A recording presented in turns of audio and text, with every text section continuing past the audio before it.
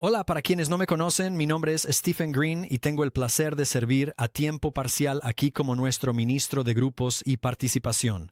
A tiempo completo, trabajo en Class Act Federal Credit Union. Mi esposa Rebecca y yo llevamos casados 25 años y tengo un hijo llamado Joel, para quien nos estamos preparando. Él tiene 18 años y nos preparamos para enviarlo a la universidad a jugar fútbol americano para Kentucky Christian University. Ahora algunos de ustedes se preguntarán, ¿qué hace un ministro de grupos y participación? Bueno, mi función es guiar y equipar a nuestros diversos facilitadores de grupos. La mayoría de nuestros grupos son grupos de vida. Ahí es donde la gente se reúne para estudiar la palabra de Dios y vivir en comunidad bíblica. Un poco más sobre eso más adelante. También tenemos grupos de transformación o grupos T. Estos son microgrupos de unas 3 a 5 personas que se reúnen para profundizar realmente en la palabra de Dios y aprender lo que significa ser un discípulo y luego también cómo hacer discípulos. Luego también tenemos grupos de apoyo. Los grupos de apoyo son para ayudar a las personas que enfrentan algunos de los desafíos más difíciles de la vida, tal vez la muerte de un ser querido o lidiar con adicciones. Y luego también tenemos grupos de afinidad. Aquí es donde se reúne la gente que comparte intereses comunes. Nuestros grupos de afinidad actuales son un grupo de damas que hace ejercicio. Tenemos un grupo de chicos del que acaban de oír con el torneo de golf, llamado Carpenter's Crew. Y también tenemos un grupo de maestros, para maestros llamado Impact. Ahora, estamos interesados en comenzar algunos grupos de afinidad más. Así que he estado recibiendo algunas ideas diferentes de cómo podría ser eso. Algunas de las ideas son como, oye, en torno a la carrera profesional. Así que tengo uno del que estamos hablando tal vez para militares y socorristas o personas que trabajan en bienes raíces, tal vez enfermeras, pero también podría ser en torno a pasatiempos, tal vez pickleball o manualidades o disc golf, todo tipo de cosas diferentes. El favorito que he escuchado hasta ahora es el de personas a las que les gusta hornear dulces.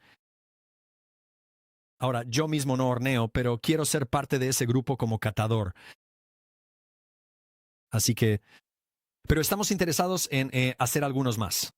La segunda parte de mi función es la participación. Y una gran parte de lo que hago es ayudarles a conectarse, ayudarles a participar, ya sea con grupos o puede ser con el servicio. Me encanta ayudar a las personas a descubrir formas de usar sus talentos dados por Dios y sus dones espirituales para servir a los demás. En la mesa de grupos, en el vestíbulo, un letrero grande que dice grupos al salir por el lado izquierdo. Van a encontrar dos cosas diferentes. Hay una hoja azul con muchos de nuestros grupos para que puedan conocerlos mejor. También hay una hoja verde que enumera varias oportunidades de servicio. Los animo a revisarlas. Pero más que solo obtener información sobre los grupos, me encantaría simplemente hablar más con ustedes sobre cómo participar. Así que si les interesa hacer eso, no duden en escribirme a stephen@ferncreekcc.org para iniciar esa charla y así hablar más y podré orientarlos un poco según quienes sean ustedes. Muy bien, una cosa más antes de que pasemos al mensaje. Como se mencionó antes, hoy es un día especial porque tenemos a nuestros niños acompañándonos en el culto. Déjenme ver cuántos hay aquí. ¿Podrían levantar sus manos? Quiero ver dónde están. Oh, veo a algunos. Oh, veo a algunos más. Bienvenidos, bienvenidos. Oigan, levanten bien las manos. Muévanlas como si no les importara nada. Oh, muy bien. Buen trabajo, bienvenidos. Bienvenidos. Buenos días. Para los que crecieron en los 90, ahora ustedes también despertaron. Oigan, si son nuevos en nuestra iglesia, queremos darles la bienvenida. Lo que hemos estado haciendo es recorrer el libro del Éxodo capítulo por capítulo. Hoy nos encontramos en Éxodo 19. Antes de entrar de lleno en el mensaje, les daré un poco de contexto. El pueblo de Israel ha escapado de Egipto y ha estado vagando por el desierto durante unos 2 meses. Ahora, si han visto alguna versión de esta historia, ya sea la vieja película de Charlton Heston con los 10 mandamientos, o tal vez veamos El Príncipe de Egipto, o tal vez solo oyeron de ella en la escuela bíblica, Parece como si salieran de Egipto, caminaran un poco y ¡boom! Ya están en el monte Sinaí. Bueno, no fue exactamente lo que pasó, ¿verdad? En realidad han pasado unos 2 meses. Bien, entonces aquí, en Éxodo 19, Dios está preparando al pueblo para encontrarse con Él y entrar en una relación de pacto. Lo que vamos a ver es primero que Dios atrae al pueblo de Israel hacia sí antes de darles los 10 mandamientos. En segundo lugar, veremos cómo Dios le da una identidad al pueblo de Israel. Y en tercer lugar, el pasaje nos recuerda la santidad de Dios. Ahora, antes de empezar a leer nuestro texto, hagamos nuestra oración juntos. Padre, al abrir tu palabra, abre mi corazón. Espíritu Santo, enséñame, aliéntame, convénceme, sáname. Estoy listo para escucharte. En el nombre de Jesús. Amén. Muy bien, si aún no lo han hecho, busquen Éxodo 19. Vamos a comenzar en los versículos 3 y 4. Entonces Moisés subió a Dios, y el Señor lo llamó desde el monte y le dijo: Esto es lo que has de decir a los descendientes de Jacob y lo que has de anunciar al pueblo de Israel.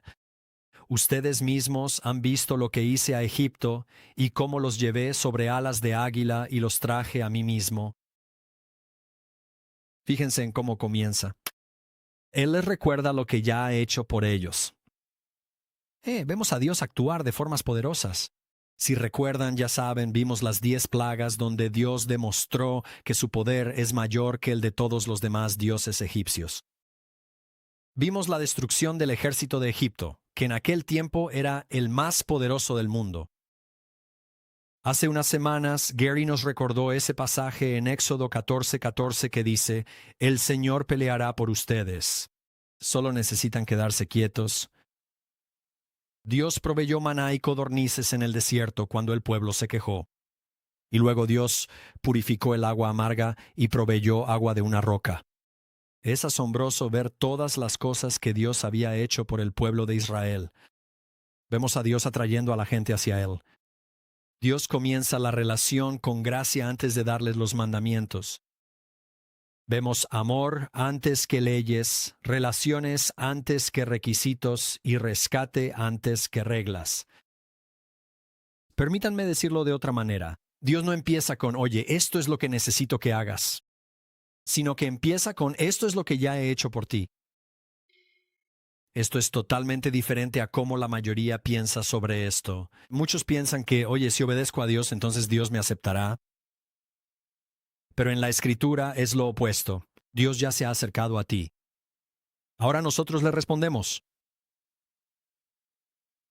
Si no recuerdan nada más de este sermón, quiero que recuerden esto, que Dios ama primero.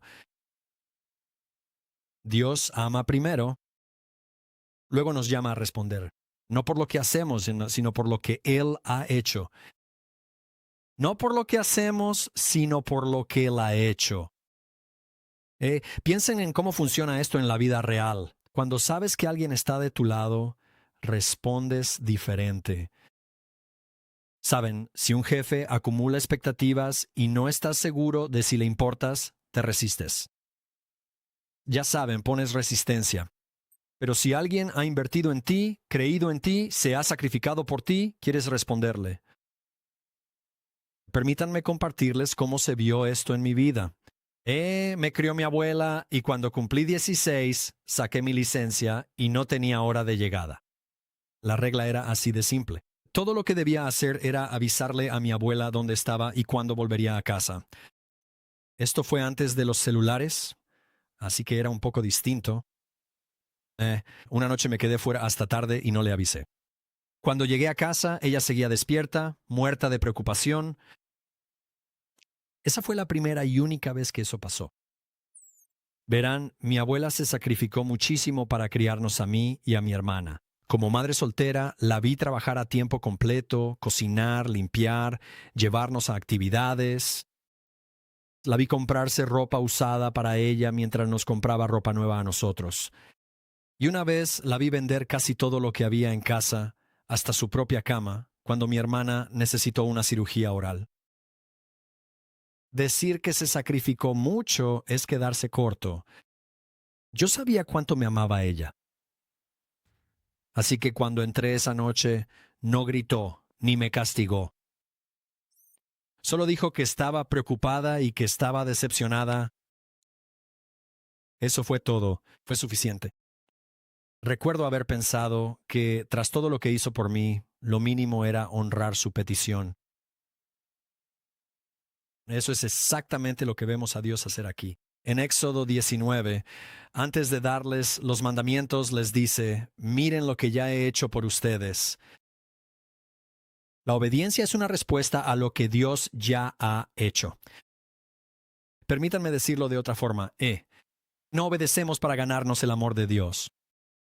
Obedecemos porque ya hemos recibido su amor. Dios nos ama no por lo que hacemos, sino por lo que Él ha hecho. Al igual que con Israel, Dios se ha acercado a nosotros.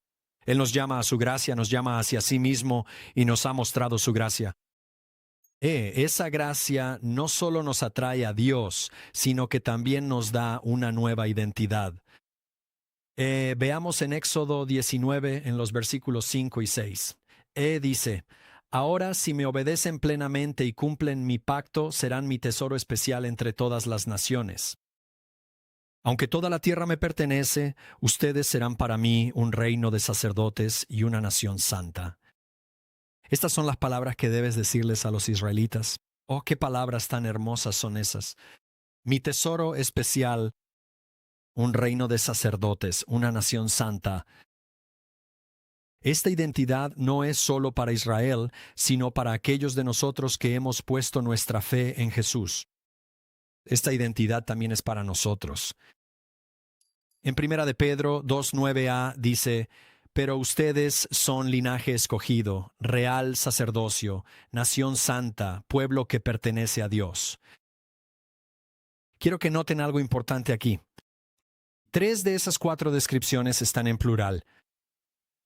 Pueblo elegido, real sacerdocio, nación santa. No se trata solo de Dios y yo, sino de Dios y nosotros. Estamos destinados a vivir esto juntos. Nosotros es mejor que yo. Permítanme insistir un poco en eso. En nuestra cultura actual se celebra la independencia. Después de todo, somos estadounidenses. ¿Tengo mi fe? Solo somos Dios y yo. Puedo verlo en línea. Pero esa no es la imagen de la fe en las Escrituras. Seguir a Jesús nunca fue pensado como un viaje en solitario.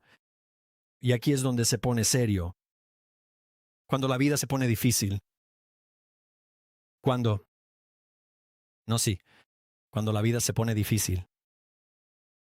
Tal vez tu matrimonio esté sufriendo o cuando tus hijos toman decisiones que simplemente no entiendes o cuando estás desanimado o tentado. Si solo eres tú, cargas con todo eso solo. Algunos de nosotros estamos haciendo eso ahora mismo. Pero cuando experimentas una verdadera comunidad bíblica, sabes que no hay nada igual. La gente ora por ti, la gente camina contigo, la gente te desafía, la gente te recuerda lo que es verdad. Cuando lo olvidas, así es como Dios lo diseñó. Permítame darles una imagen de cómo se ve eso aquí en nuestra iglesia. Conozco a una familia aquí en la que el esposo tuvo un problema médico grave y la vida cambió de la noche a la mañana. Lo que solía ser normal con el trabajo, las rutinas y la estabilidad se volvió miedo y lucha. Pero en ese momento no pasaron por eso solos. Su grupo de vida se hizo presente. Oraron con ellos, les trajeron comida, se sentaron con ellos en los momentos difíciles. Personas de nuestra iglesia intervinieron y se encargaron de cosas en su hogar que ellos no tenían la energía o el tiempo de hacer. Y no solo sucedió durante una semana o dos, esto continuó durante meses. Fueron amados, fueron apoyados, fueron sostenidos y finalmente el esposo falleció. Pero incluso ahora el cuidado no se ha detenido. La iglesia sigue caminando junto a la esposa, todavía apoyándola, todavía amándola. Y aquí está lo interesante. Esa no es solo una historia, En realidad son dos historias de familias aquí en la iglesia de las que tengo conocimiento. Podría haber más, pero así es como se ve en nosotros. Nosotros es mejor que yo. Así que déjenme preguntarles esto. No solo si asisten a algo, sino quién sabe realmente lo que está pasando en su vida. ¿Puedo ser sincero con ustedes por un momento? Quiero compartir con ustedes una historia que probablemente conectará con muchos de ustedes. Es una historia común que he escuchado muchas veces en diversas formas. Mi suegro Scott tenía una relación difícil con su madre y anhelaba tener una relación más profunda con ella. Scott llegó a Cristo de adulto y cuando mi esposa era joven, su familia asistía a la iglesia regularmente. Cada semana se presentaban fielmente para asistir al servicio de adoración. Y como sucede en la vida, la mamá de Scott se enfermó, pero nadie de la iglesia se presentó. Cuando su madre falleció, la iglesia guardó silencio. ¿Dónde estaba la iglesia? ¿Dónde estaba el amor? ¿Dónde estaba el apoyo? Scott se sintió traicionado, abandonado y perdido. Esto creó una herida profunda que nunca sanó del todo. El hombre que antes amaba a su familia recurrió a las drogas y al alcohol para calmar el tormento emocional que destrozaba su alma.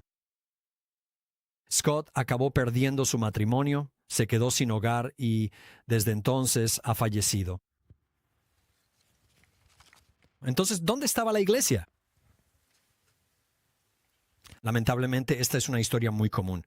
Puede que no termine en indigencia o adicción, pero mucha gente ha sido herida por la iglesia. Cuando la vida se puso difícil, demasiada gente se alejó de la iglesia, no porque dejaran de creer en Dios, sino porque se sintieron olvidados por su pueblo. Una parte de la historia que omití fue que la familia solo asistía a los servicios de adoración. Entraban, cantaban un par de canciones, se animaban con el sermón y se iban. No había ninguna conexión con la gente. La iglesia brillaba por su ausencia, porque la gente no conocía a Scott ni a su familia. No estaban integrados en un grupo, ni estaban sirviendo. Cada semana venían a recibir, pero no había una conexión real con las personas a su alrededor. Asistían a la iglesia, pero nunca vivieron como parte de ella, como parte de la familia de la iglesia. Ahora, antes de continuar, quiero aclarar algo. Sé que esa no es la historia de todo el mundo. Algunas personas han sido profundamente heridas por pecados reales, fallos o abusos dentro de la iglesia. Sin embargo, esta es una historia común que he escuchado de muchas personas. Así que permítanme preguntarles de nuevo, no solo si asisten a algo, sino quién sabe realmente lo que está pasando en su vida. No podemos ser un nosotros si no sabemos quiénes son ustedes.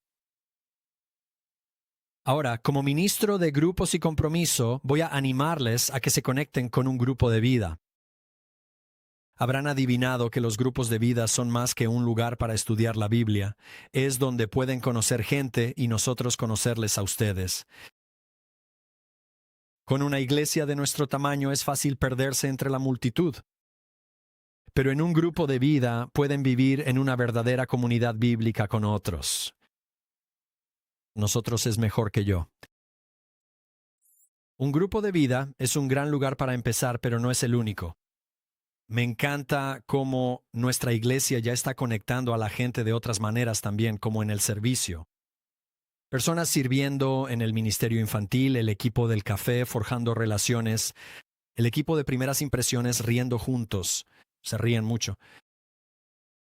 El equipo de alabanza animándose unos a otros.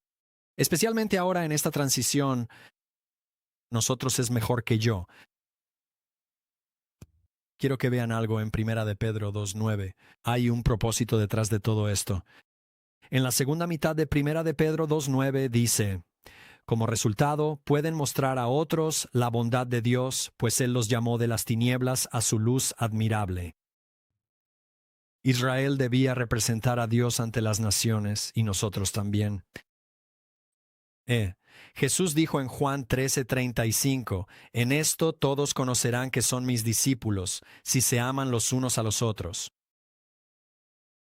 Nuestro amor mutuo no es solo para nosotros, sino que es un testimonio para todo el mundo. Una vez más queda claro que nosotros trabajando juntos siempre es mejor que yo solo. Sí, es una bendición recibir la gracia de Dios, pero también conlleva un propósito. Dios nos ha unido en un nosotros para que podamos mostrar al mundo quién es Él. Ahora volvamos a lo que está sucediendo en Éxodo 19. Dios ha llamado a su pueblo hacia sí mismo, les ha dado una nueva identidad y ahora está a punto de encontrarse con ellos. Y lo que vemos a continuación es esto, que encontrarse con Dios no es algo casual. Encontrarse con Dios no es algo casual. La santidad de Dios requiere preparación, límites y reverencia. Voy a explicar eso. Primero, la preparación. Miren los versículos 10 y 11. Dice, y el Señor dijo a Moisés, ve al pueblo y conságralos hoy y mañana. Haz que laven sus vestidos y estén listos para el tercer día, porque en ese día el Señor descenderá sobre el monte Sinaí a la vista de todo el pueblo. Dios le dice al pueblo que se prepare durante 2 días. Laven sus ropas, prepárense. Preparación. Se están preparando para encontrarse con Dios. Piensen en cómo se preparan para los momentos importantes de su vida. Tal vez sea una entrevista de trabajo. Saben, probablemente piensen, oye, ¿qué preguntas me van a hacer? Con suerte anotarán algunas preguntas propias. Tal vez vayan a una boda. Saben, probablemente vayan a comprar un regalo. Es posible que tengan que conseguir ropa diferente. Ya saben, tal vez necesiten viajar, planear el viaje o piensen si van a conocer a alguien importante. Probablemente piensen, oye, ¿cómo quiero que vaya esta reunión? ¿Cómo se verá eso? Preparación. No nos presentamos así nomás a los momentos importantes de nuestra vida. Y sin embargo, ¿con qué frecuencia nos acercamos a Dios de manera casual? ¿Apresurados, distraídos, con poca atención? ¿Cuánto tiempo sinceramente le damos realmente a Dios? Dios le está diciendo algo a su pueblo aquí. Él dice, esto importa, preparen sus corazones. Bien, ahora veamos los límites. En el versículo 12 dice esto, pon límites para el pueblo alrededor del monte y diles, tengan cuidado de no acercarse al monte ni tocar su falda. Cualquiera que toque el monte será condenado a muerte. ¿Será condenado a muerte? Dios establece un límite alrededor del monte. No lo toquen, ni siquiera se acerquen, límites. Y la consecuencia fue severa. Ahora, esto debería hacernos sentir un poco incómodos. Saben, estamos acostumbrados a pensar, oye, puedo acercarme a Dios como quiera, pero aquí Dios está dejando algo muy claro.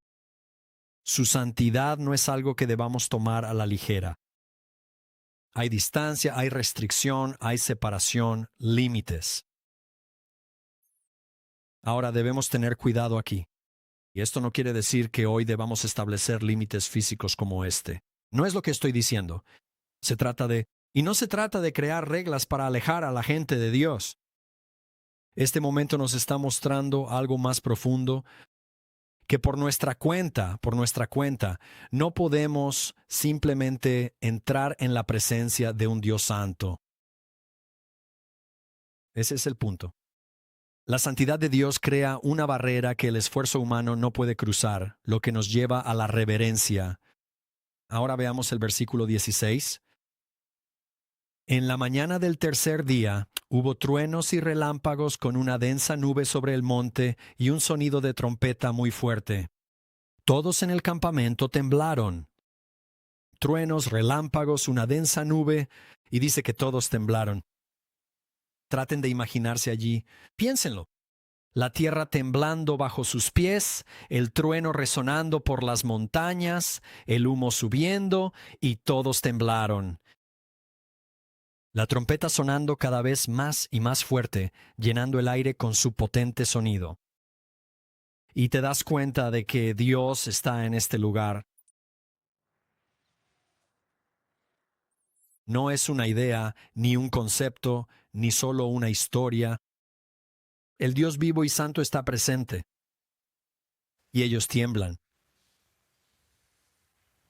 Dios está en este lugar.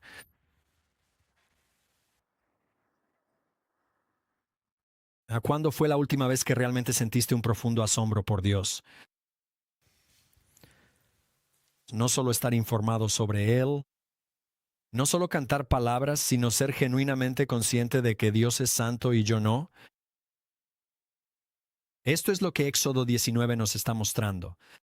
Dios no es como nosotros. Isaías 55:8 nos recuerda que sus caminos son más altos. Sus pensamientos no se parecen en nada a los nuestros. Salmos 24 pregunta, ¿quién puede subir al monte del Señor? ¿Quién puede estar en su lugar santo? Su santidad crea una distancia, una brecha que no podemos cruzar por nuestra cuenta, lo que nos lleva a esta verdad. Necesitamos un mediador. Necesitamos un mediador. Moisés sirvió como mediador entre Dios e Israel. De nuevo, la santidad de Dios crea una barrera que no podemos cruzar solos. Pero hay esperanza. En 1 de Timoteo 2, 3 al 5 dice, esto es bueno y agrada a Dios nuestro Salvador, que quiere que todos se salven y conozcan la verdad, porque hay un solo Dios y un solo mediador que puede reconciliar a Dios y a la humanidad, el hombre Cristo Jesús. Él dio su vida para comprar la libertad de todos. ¿Lo captaron? Hay un solo Dios. No la pluralidad de dioses que nuestra sociedad afirma hoy, sino uno solo, santo y totalmente distinto a nosotros. Y necesitamos un mediador. Y hay un solo mediador. ¿Solo uno? Solo hay un camino hacia Dios. Y su nombre es Jesús. Jesús dio su vida para que pudiéramos conocer a Dios y acercarnos a Él. En el Sinaí, el pueblo tuvo que quedarse atrás. No podían acercarse a Él. Un hombre subió por ellos, pero gracias a Jesús todo cambia.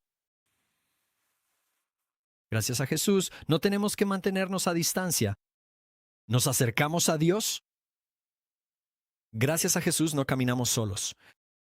Somos traídos a la comunidad. Gracias a Jesús no obedecemos para ganar amor. Obedecemos porque somos amados. En Éxodo 19, el pueblo se prepara para encontrarse con Dios. Gracias a Jesús ya no estamos al pie del monte, somos llevados a su presencia. Oremos. Padre, venimos ante ti hoy y reconocemos que tú eres santo. Tú no eres como nosotros. Tus caminos son superiores, tus pensamientos son superiores, y aún así te has acercado a nosotros con amor. Tú amaste primero. Nos llamaste hacia ti, no por lo que hayamos hecho, sino por lo que tú has hecho. Dios, gracias por tu gracia. Gracias porque no tenemos que ganar tu amor, sino que se nos invita a responder a Él. Señor, oro por cada persona aquí, para que no mantengamos nuestra distancia, para que no te tratemos a la ligera, sino que nos acerquemos a ti con reverencia, con humildad y con asombro. Y Dios, te damos gracias porque no estamos solos. Gracias porque nos has traído a un pueblo, a una comunidad, donde podemos caminar unos con otros, apoyarnos mutuamente y recordarnos lo que es verdad. Y sobre todo, Jesús, te damos gracias.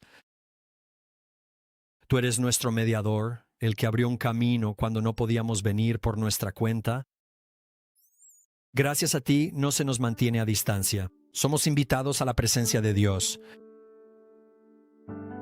Y al entrar en este tiempo de comunión, ayúdanos a recordar el precio que se pagó para que pudiéramos acercarnos. Tu cuerpo entregado por nosotros, tu sangre derramada por nosotros. Que esto no sea una rutina, que no sea algo casual, sino que vengamos con corazones preparados, recordando tu amor, tu sacrificio y tu gracia. Te amamos y te respondemos ahora en el nombre de Jesús. Amén.